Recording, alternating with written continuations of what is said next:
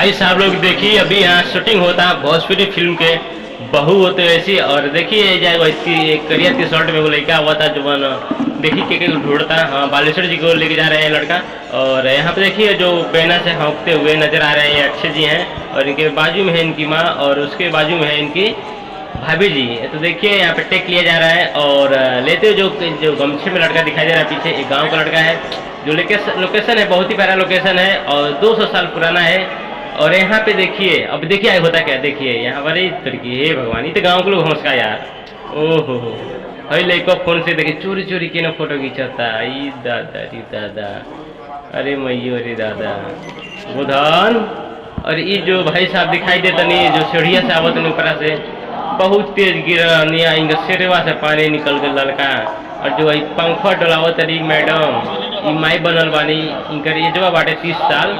और डायरेक्टर वाला देख सके ना, अमित जी डायरेक्टर बनी।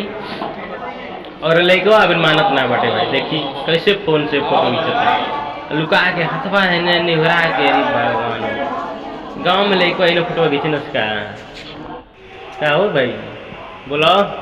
अरे ये जो रउआ के लोकेशन मिला था ना, ये गोपालगंज के लोकेशन है। और डायरेक्टर साहब देखिए कैसे हीरोइन के मतलब भौजी के लेके जाता नहीं टेक के ले खाती। और यहाँ के बानी ये मकान के मालिक, जो ये मकान में केहू ना रहला। दिवाली में लोग आवेला आ छठ में, साल में 2 बार।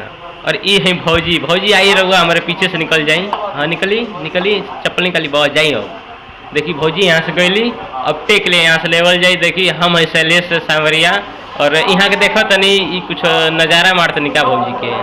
और वहाँ के हई बहुत ही नेक दिल इंसान के जो पंखा के बिना डोलावत रही कुर्सियाँ। देखिए अब कुर्सी लेके चलिए ना, ये बाबू कुर्सी ला के दिए ना, अब बैठिए।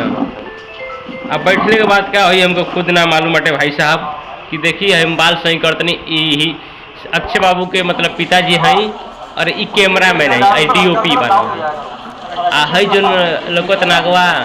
ये है कौन है, पहचान रहे कौन है? हम है अब आपके शैलेश सांवरिया, जो रुद्रपुर से बिलोंग करी ना। और देखी जाए यहाँ पे जो अभी लेंस चेंज होता एकदम मजा आला फिल्म बाटे भाई साहब। और ये जो डिस्कस होता देखी लड़का से, माई से और डायरेक्टर से। और वहाँ पे पीछे देखा था नहीं क्या बाटे वहाँ, वो ये डिस्कस होता है। शूट चालू बाटे देखी बिना हौक के बोली माई ते का करत हबे भैया तोरे साथ रही हो। तो लड़कवा ऐसे कहता। देखिए यहाँ के सब गांव के लोग जुटल बाटे एकदम। हम है शैलेश सांवरिया, और ऐसे ही ब्लॉग में जुटल रही।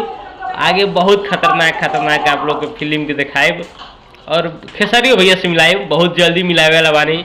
बस ब्लॉग में बना रही, लाइक शेयर सब्सक्राइब कर दी एकदम आपसे।